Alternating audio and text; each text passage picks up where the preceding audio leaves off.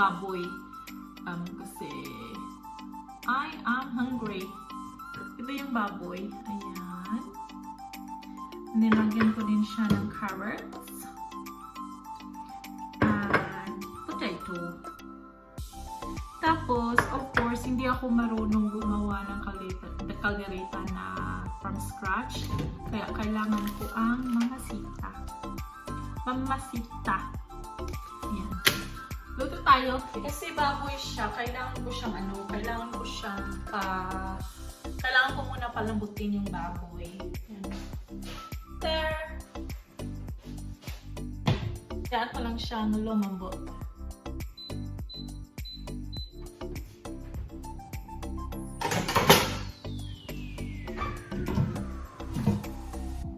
Ayan. Check natin siya mamaya pag malambot na siya. Medyo malambot na siya. So, medyo malambot na yung pork, kaya isunod ko na itong mamasita.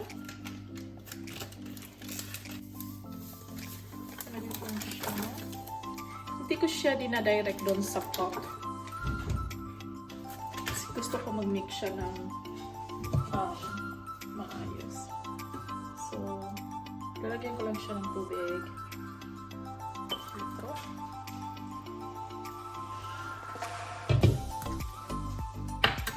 And then i-mix.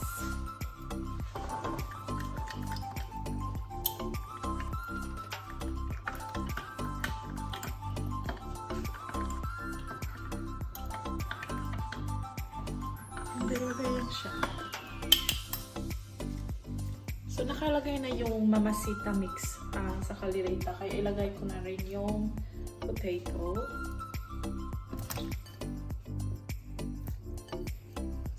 Simple lang talaga itong kaldereta ko. Yun lang talaga yung ilalagay ko na mamasita. Yun lang at saka vegetables. Tapos carrots.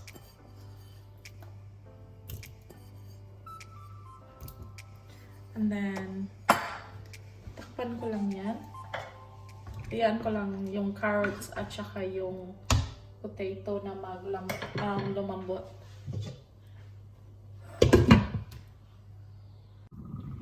So, check lang. So, after about, I will say about 20 minutes kasi yung potato, hindi pa siya soft. Yan na yung kaldereta.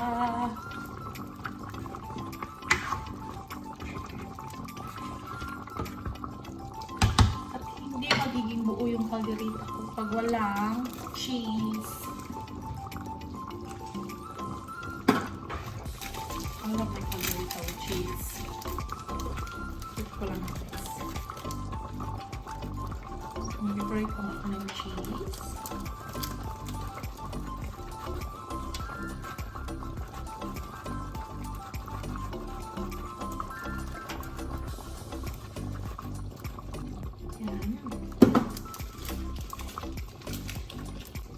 Halo lang siya. Tapos yaan ko lang yung cheese na mag-melt siya. And then, as you know, pag naluluto ako,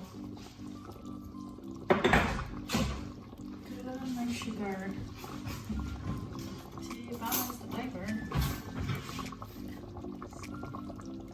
So, ganito kadaming sugar. Halo ko lang siya. And then, I'm just gonna leave it for about 5 minutes. Check lang natin siya, guys. I think this is cooked now. Yeah, it's cooked now. Kasi mahilig nga ako sa sabaw, diba? Yan. Cooked na siya. It's kain na. Sandok na tayo. Sandok. Yan. Diba masarap na? Simuli umiyak na kasi naamoy na kasi ito. So, ganun ang ginagawa ko. Simpleng kaldereta lang talaga.